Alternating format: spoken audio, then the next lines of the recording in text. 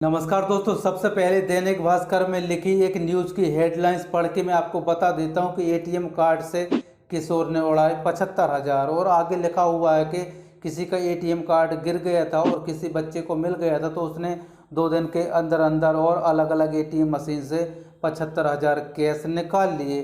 तो अब इस खबर में कितनी सच्चाई है पर कितनी झूठी है, इससे हमको कोई भी लेना देना नहीं है, बल्कि इस खबर से हम क्या सीख सकते हैं ये मायने रखता है। तो इसलिए वीडियो को एंड तक जरूर देखते रहना। तो देखिए दोस्तों, मान लीजिए कि मेरा जो एटीएम कार्ड है मेरे पॉकेट में था और मेरा जो पॉकेट है किसी रोड में गिर जाता है और किसी दूसरे बंदे को मिल जाता है, तो सवाल यहाँ पर यह आता है कि अगर उसको मेरा एटीएम कार्ड मिल गया है तो वो एटीएम मशीन में जाके और कैश किस प्रकार से निकाल सकता है, क्योंकि इसका जो पिन होता है आपको तो पता है कि 4 डिजिट का पिन होता है और पिन डालोगे तभी कैश निकलेगा। तो पिन तो मुझे पता है तो वो कैश कैसे निकाल सकता है, सबसे बड़ा सवाल यहाँ पर ये आता है।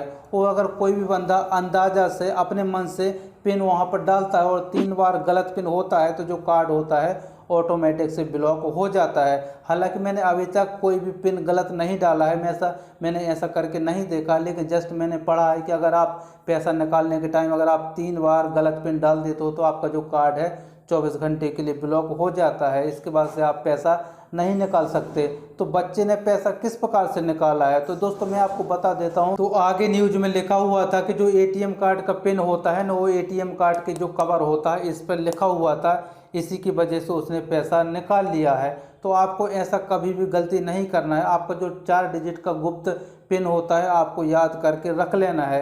तो लोग अभी भी ऐसा गलती कर देते हैं कि इसके ऊपर लिख लेते हैं, या फिर कुछ लोग तो ऐसा भी करते हैं कि जो कार्ड होता है ना, कार्ड के ऊपर ही पेन से लिख देते हैं। मतलब 4 डिजिट का जो पिन होता है उनको याद ही नहीं होता है। और अगर आपको लिखना ही है, अगर आप भूल जाते हो तो आपको आपकी जो पर्सनल डायरी वगैरह रहती है घर पे जो रखी रहती है उस पर आप लिख के रख सकते हो। जब भी आप पैसा निकालने के लिए जाते हो तो अपना एक बार अगर आपको याद नहीं तो आप एक बार देख के और पैसा निकाल सकते हो।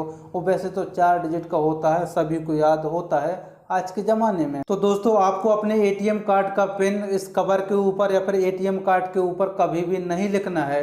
वो बात अलग है कि आपका जो कार्ड है किसी को मिल जाता है तो कुछ वेबसाइट ऐसी रहती हैं शॉपिंग वाली कि आप इसकी डिटेल्स डालोगे तो जो पेमेंट करते टाइम आपके मोबाइल पे ओटीपी नहीं आता और डायरेक्ट ही पेमेंट हो जाता है।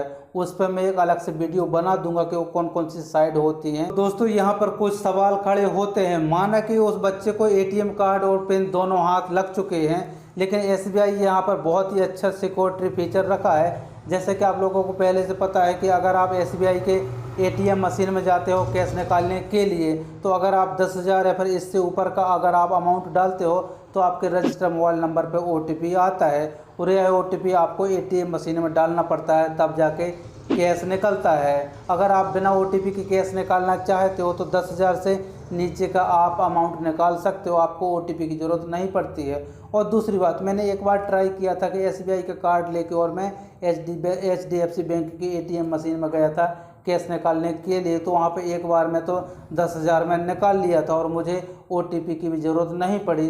तो यहाँ पर कहा गया है कि बच्चे ने 2 दिन के अंदर अंदर मतलब 2 दिनों में 75,000 निकाल लिया है। तो इस प्रकार से निकल सकता है। एक और सवाल यहाँ पर यह आता है कि आपका जो कार्ड होता है इसकी डेली की कैश विड्रॉवल लिमिट भी मायने रखती है।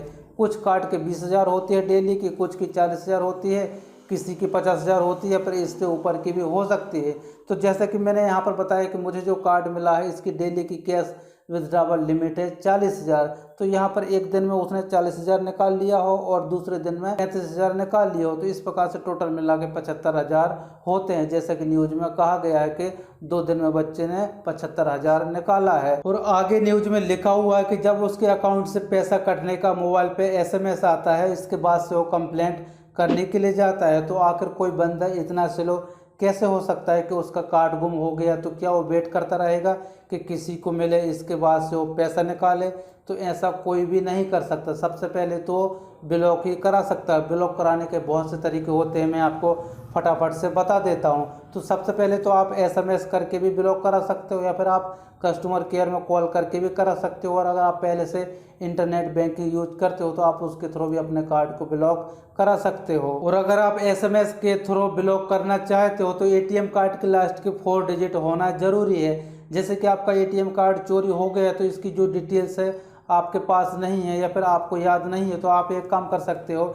जब आपका एटीएम कार्ड आया तो यहाँ पर जो लेटर होता है ना, इसके अंदर आपको लास्ट के 4 डिजिट देखने को मिल जाते हैं, तो आप यहाँ से देख के और उसको ब्लॉक कर सकते हो। अगर आप कस्टमर केयर में कॉल करते हो रजिस्टर मोबाइल नंबर से या फिर बिना रजिस्टर के मोबाइल नंबर से, तो कस्टमर केयर वाला कुछ इन्फॉर्मेशन मांगेगा, मतलब जो अकाउंट होल्डर की जानकारी होती है आपसे पूछेगा, तो आपको सही सही बता देना है और इसके बाद से आप वहां से कॉल करके भी अपने कार्ड को ब्लॉक करा सकते हो। तो फाइनली वीडियो बनाने का मतलब ये है कि अगर आपका एटीएम कार्ड कहीं गुम हो जाता है, चोरी होता है, तो जितना जल्दी हो सके आपको इसको ब्लॉक कर देना है। ब्लॉक कौन कौन तरीके से करा सकते हैं मैंने आपको बता ही दिया है।